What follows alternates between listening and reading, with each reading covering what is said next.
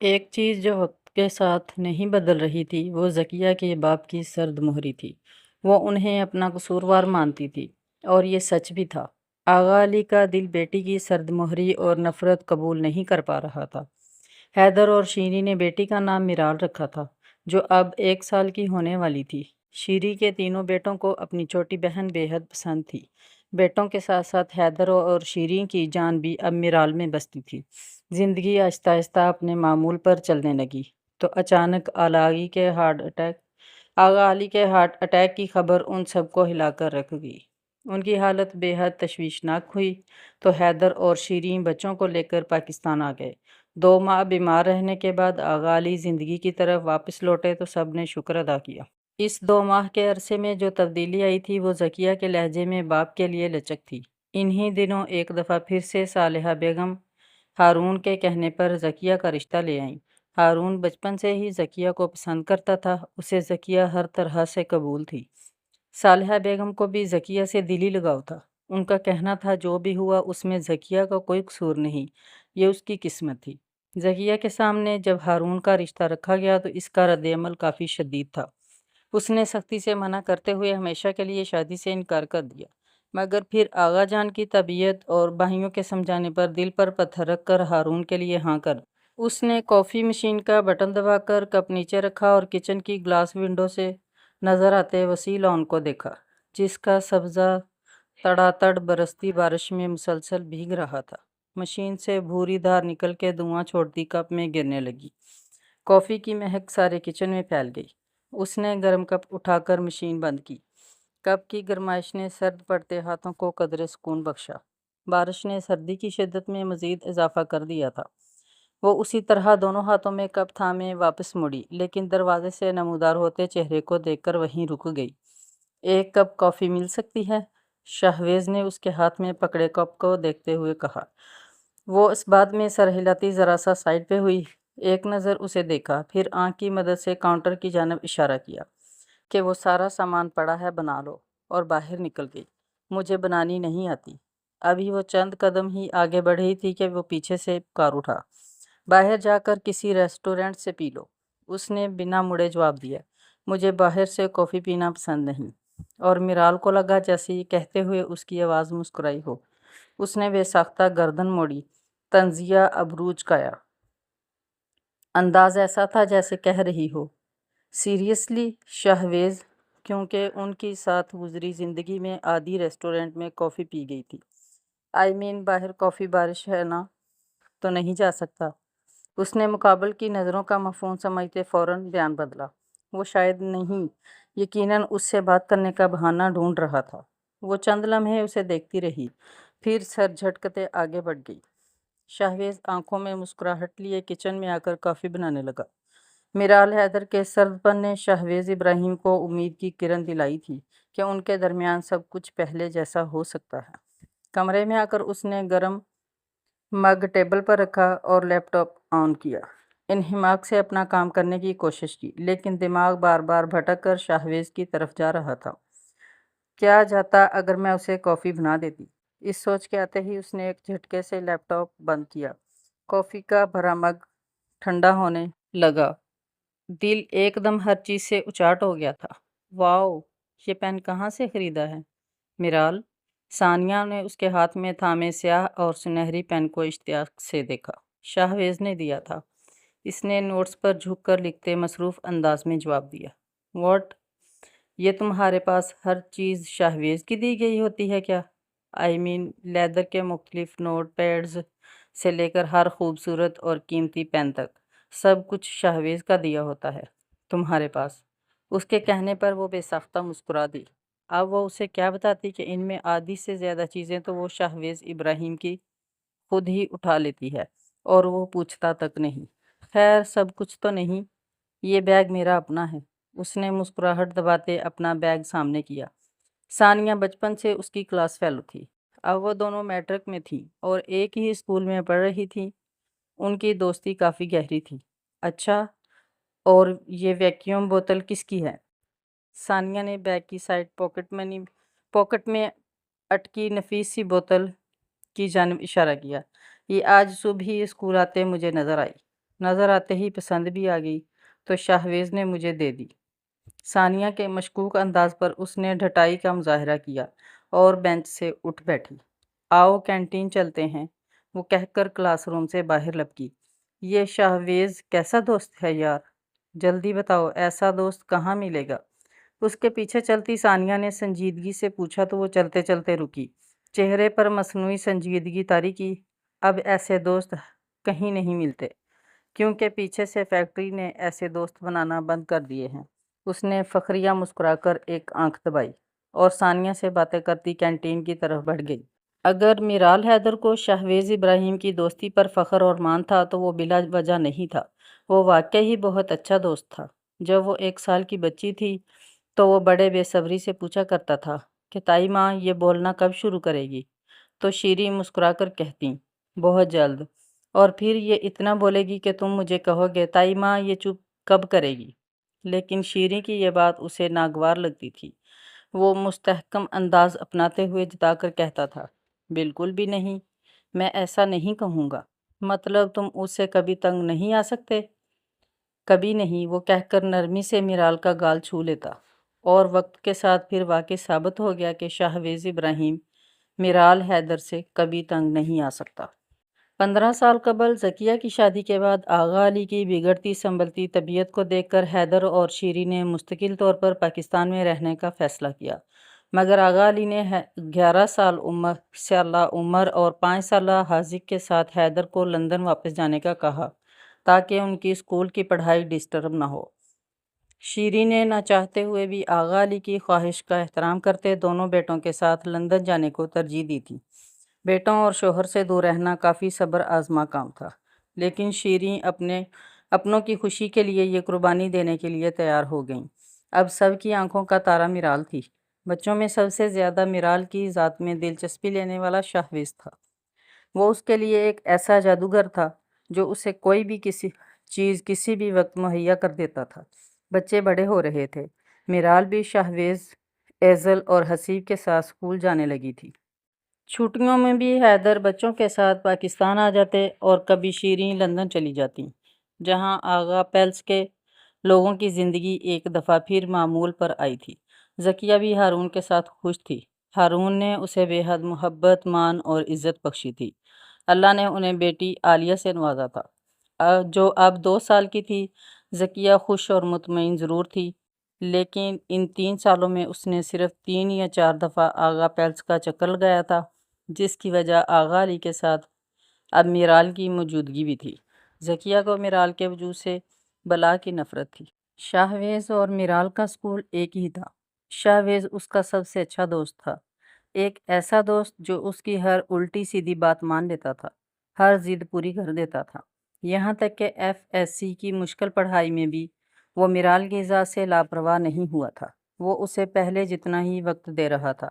وہ اس کے کمرے میں آتی، ساری کتابیں اور نوٹس ادھر ادھر بکھیر دیتی، اس کا ڈھیروں دماغ کھاتی اور جاتے جاتے اس کے چند قیمتی پین، بال پوائنٹس اور پینسل بھی اڑا لے جاتی، تو شاہویز محض مسکرا کر رہ جاتا۔ زندگی کچھ خوبصورت ہوئی تو ایک دن اچانک لندن سے حیدر کی کار ایکسیڈنٹ میں رونما ہونے والی ناگہانی موت کی جان لیوا خبر سن کر آغا پیلس کے مکین ایک دفعہ پھر سے بری طرح ٹوٹ کر بکھرے۔ لیکن کہتے ہیں نا، وقت کہاں رکتا ہے، بڑی سے بڑی تکلیف کے بعد بھی صبر آ ہی جاتا ہے۔ آغا پیلس کے مکینوں کو بھی آ گیا تھا۔ بھائی کی وفات کے بعد ذکیہ بھی اب اکثر آغا پیلس کا چکر لگا لیتی تھیں۔ ان کے اور آغا علی کے درمیان جو سرد مہری کی دیوار تھی وہ حیدر کی وفات کے بعد قدرے ٹوٹ چکی تھی۔ وقت کچھ اور آگے بڑھا۔ بچوں کی تعلیم مکمل ہوتے دیکھ کر گھر کے بڑوں نے عمر اور ایزل کی رضامندی لینے کے بعد ان دونوں کی منگنی اور پھر سال کے اندر شادی بھی کر دی۔ شادی کے 1 ماہ بعد ایزل عمر کے ساتھ لندن شفٹ ہو گئی۔ اکثر اوقات آغا پیلس میں آ کر رہنے اور شادی کی تقریب کے دنوں میں جو ایک بات ذکیہ نے شدت سے محسوس کی تھی وہ شاہویز اور میرال کی دوستی اور نزدیکی تھی۔ دونوں کی آنکھوں میں ایک دوسرے کو دیکھ کر جو چمک ابھرتی تھی وہ عام چمک نہیں تھی، بہت خاص تھی، جس سے وہ دونوں شاید ابھی خود بھی ناواقف تھے۔ اگر یہ دوستی آگے جا کے مزید مضبوط ہو کر کسی اور رشتے میں سامنے آ گئی تو نہیں، میں ایسا نہیں ہونے دوں گی۔ میرال کی اس گھر میں مستقل طور پر کوئی جگہ نہیں۔ اس کی اصل پہچان شاہویز کو بخوبی معلوم ہونی چاہیے۔ ذکیہ نفرت سے سوچتے خود سے ہم کلام ہوں۔ تمہیں یاد ہے شاہویز؟ کبھی ہم دونوں ایک دوسرے کے بہت قریب ہوا کرتے تھے۔ وہ دونوں ٹی وی لاؤنج میں آتش دان کے پاس رکھی کرسیوں پر آمنے سامنے بیٹھے تھے، جیسے وہ کئی سال پہلے بیٹھا کرتے تھے۔ بالکل یاد ہے۔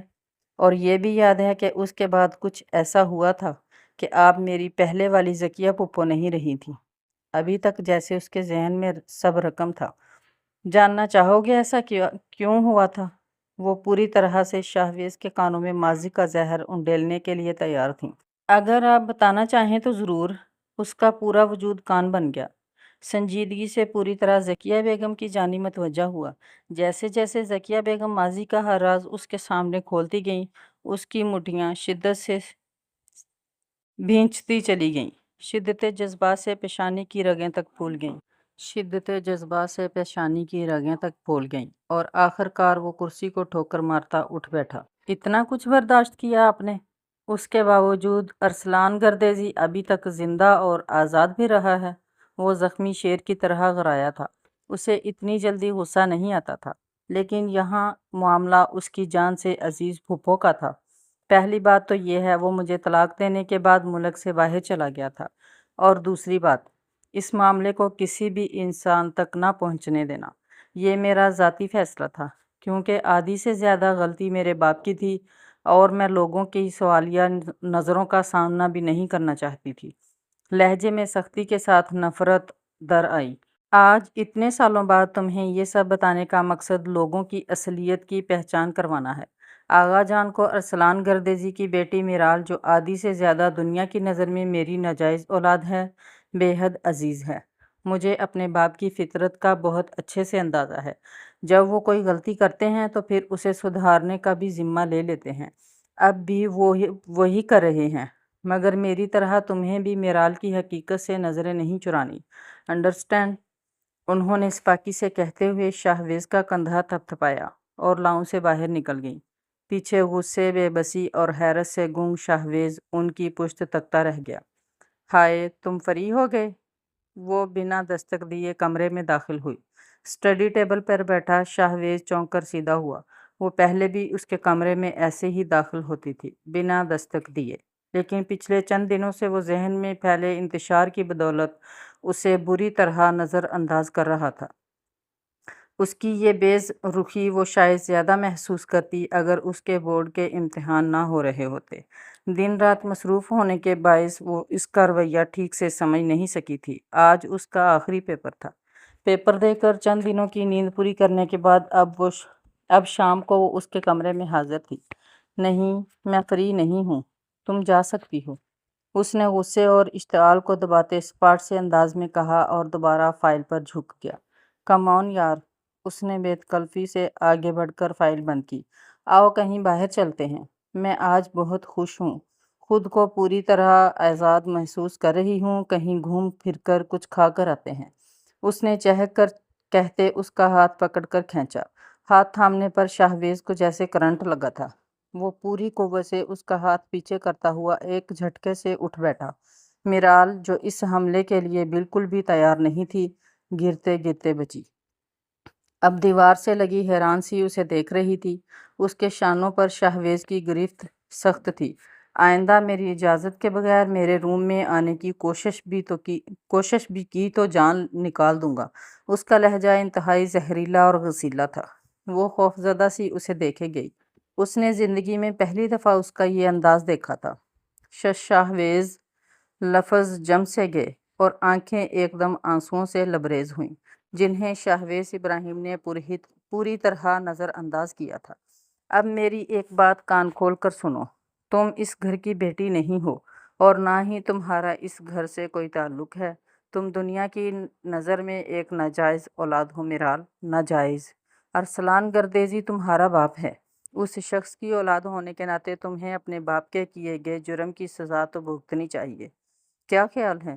ذکیہ کی سنائی تلخ داستاں اپنا اثر دکھا رہی تھی۔ شاہویز کی دوستی، اپنائیت، خلوص، جذبات بدل رہے تھے۔ کندھوں پر گرفت اور مضبوط کی تو تنہائی اور خوف کے مارے میرال کا پورا وجود کانپ اٹھا تھا۔ جس انسان کے ساتھ وہ ہمیشہ خود کو بحفاظت اور ہر فکر سے آزاد محسوس کرتی تھی، آج اسی انسان سے اسے بے حد خوف محسوس ہو رہا تھا۔ غم و اذیت سے اس کی آنکھوں کی پتلیاں ساخت ہوئیں۔ اصول کے مطابق تو تمہارے ساتھ بھی وہی ہونا چاہیے جو ذکیہ پھپھو کے ساتھ ہوا ہے، وہ زہر خند لہجے میں بولا۔ شاہویز ایک چیخ گولہ بن کر حلق میں اٹک گئی۔ آج شاہویز ابراہیم کی باتیں میرال حیدر کو مارنے کے لیے کافی تھیں۔ روتی ہوئی میرال اپنے کانوں پر ہاتھ رکھنا چاہتی تھی یا اس کا منہ بند کرنا چاہتی تھی، لیکن نہ ہاتھ اٹھ رہے تھے نہ زبان ہل رہی تھی۔ اچانک اس کے سر کے پچھلے حصے میں درد کی شدید لہر اٹھی، اس کا پورا وجود لمحوں میں پسینہ پسینہ ہوا تھا۔ چکراتے سر اور بند ہوتی آنکھوں کے ساتھ وہ زمین بوس ہوئی اور ہوش و حواس کھو بیٹھی۔ اس کا نروس بریک ڈاؤن ہوا تھا۔ اسے ہسپتال سے گھر آئے 10 دن گزر چکے تھے۔ سب گھر والے بے حد پریشان تھے۔ وہ تو شاہویز نے میرال کو کوریڈور میں بے ہوش گرے دیکھ لیا اور وہ وقت پر ہسپتال پہنچ گئے۔ وہ جب شاہویز کو سراہتے وہ نظر چرا لیتا۔ سب کے بار بار پوچھنے پر میرال نے اپنی اس حالت کی وجہ ایگزامز کا سٹریس بتا کر جان چھڑوا لی۔ اس کی جسمانی صحت سنبھل گئی تھی، لیکن ذہنی حالت پہلے سے زیادہ خراب ہو گئی تھی۔ اسے کبھی کبھی لگتا تھا وہ صحرا میں اکیلی بھٹک رہی ہے۔ نہ اب چاکلیٹس اور پھول اچھے لگتے تھے، نہ کسی کے ساتھ باہر گھومنے جانا، نہ ہی تیار رہنا۔ ماں کو تو دیکھ کر ہی آنسو چھلک جاتے تھے۔ اپنی ذات کی حقیقت جاننے کے بعد اس کی پوری دنیا جیسے اندھیر ہو گئی تھی۔ مسلسل ذہنی اذیت میں رہنے کے بعد اس نے بالآخر لندن جانے کا فیصلہ کیا۔ اس کے اس فیصلے پر سب حیران ہوئے تھے، کیونکہ وہ واحد تھی اس گھر میں جو پاکستان میں رہ کر ڈاکٹر بننا چاہتی تھی۔ اسے لندن جانے میں کوئی دلچسپی نہیں تھی۔ لندن آ کر ماحول بدلا تو اس کی ذہنی اور دلی حالت کچھ بہتر ہوئی۔ اسے آہستہ آہستہ پہلے والی جون میں واپس لوٹتے دیکھ کر شیریں بیگم بے حد خوش تھیں۔ وہ اب کالج میں داخلہ لے چکی تھی، سائیکل لے کر سڑکوں پر گھومنے نکل جاتی۔ ماں اور بھائیوں کے بعد اب اس کی ذہنی حالت بدلنے میں سب سے زیادہ ہاتھ زنجبیل کا تھا۔ زنجبیل سے اس کی ملاقات کالج کی سالانہ مینٹل ہیلتھ تقریب میں ہوئی تھی، اور تب 19 سال کی عمر میں اسے پہلی دفعہ احساس ہوا کہ دماغی صحت کتنی ضروری ہے۔ پھر وہ کالج کے علاوہ بھی زنجبیل کے کلینک جا کر تھراپی لینے لگی۔ چند سیشنز کے بعد ہی اس کی دماغی حالت آہستہ آہستہ پوری طرح صحت مند ہوتی گئی۔ بے شک اپنی حقیقت جاننے کے بعد دل میں جو تشنگی تھی وہ آخری سانس تک رہنی تھی، لیکن تھراپی نے اسے اپنی اصل حقیقت قبول کرنے میں بہت مدد دی تھی۔ میرال کے لندن جانے سے پہلے ہی شاہویز اپنے ضمیر، جو دن رات اسے ندامت کا احساس دلاتا تھا، سے فرار حاصل کرنے بزنس میں ماسٹرز کے لیے امریکہ آ گیا تھا۔ 2 سال امریکہ میں رہ کر بھی جب وہ دل اور ضمیر کی آواز سے پیچھا نہ چھڑوا سکا تو پاکستان لوٹ آیا۔ واپس آ کر میرال کے بغیر اسے آغا پیلس کاٹ کھانے کو دوڑ رہا تھا۔ اس کی بھوری آنکھیں آج بھی اس کے دل کی سرزمین پر چمک رہی تھیں۔ وہ چلی گئی تھی تو اس کی زندگی میں ایک عجیب سا پھیکا پن آ گیا تھا۔ اسے ایسا محسوس ہو رہا تھا جیسے زندگی کے کینوس کے سارے رنگ ہی بے رنگ ہو گئے ہوں۔ دلچسپی اور کشش نام کی چیز تو بالکل ختم ہو گئی تھی۔ ابراہیم صاحب نے مستقل طور پر اسے اپنا بزنس جوائن کرنے کا کہا تو اس نے بے دلی سے جوائن کر لیا۔ اس نے اپنی زندگی کو ایک دائرے میں مقید کر لیا تھا، گھر سے آفس، آفس سے گھر، بالکل کسی مشین کی طرح کام کرتا تھا۔ محبت زیادہ تر انسان کو سب کچھ بھلا دیتی ہے، اور کبھی کبھی یہی محبت انسان کو کچھ نہیں بھولنے دیتی۔ میرال کے ساتھ بھی یہی ہوا تھا۔ محبت نے مختلف طریقے سے وار کیا تھا اور نشانہ سیدھا انا پہ جا لگا تھا۔ وہ اب یونیورسٹی میں آ چکی تھی۔ اس نے ہر اس چیز سے کنارہ کر لیا تھا جو شاہویز کو پسند تھی یا شاہویز کی یاد دلاتی تھی۔ وہ ڈاکٹر بننا چاہتی تھی کیونکہ شاہویز کو پسند تھا کہ وہ ڈاکٹر بنے، لیکن اب اس نے میڈیکل کی بجائے انجینئرنگ کو ترجیح دی۔ شاہویز کو اس کے لمبے بال پسند تھے تو اس نے بال کندھوں تک کٹوا لیے۔ وہ دور گئی تھی تو شاہویز کو ادراک ہوا تھا کہ ان کے درمیان عام جذبات نہیں تھے۔ یہ جذبات تو بہت خاص تھے۔ وہ عام دوست نہیں تھی، وہ محبت تھی یا شاید عشق تھی۔ وہ خود ہر اس چیز کے قریب ہوتا گیا جو میرال کو پسند تھی۔ وہ جب بھی کہیں جاتا میرال کی پسند کی ڈھیروں چیزیں اٹھا لاتا۔ میرال کو پین، پینسلز اور نوٹ بکس پسند تھیں تو شہویز کا کمرہ ان سے بھرنے لگا۔ وہ بہت چھوٹی عمر میں ہی اس کی محبت کے حصار میں آ گئی تھی۔ وہ جب روٹھتی تھی وہ اسے فوراً منا لیتا، خفا ہوتی تو وہ اسے وضاحتیں دیتا۔ اس کا ایمان بڑی بے رحمی سے ٹوٹا تھا۔ اسے لگا تھا وہ شہویز ابراہیم سے نفرت کرنے میں کامیاب رہے گی، مگر وہ تو اسے مکمل طور پر اپنا گرویدہ بنا چکا تھا۔ جو بھی تھا وہ کبھی بھی اس سے نفرت نہیں کر پائی تھی۔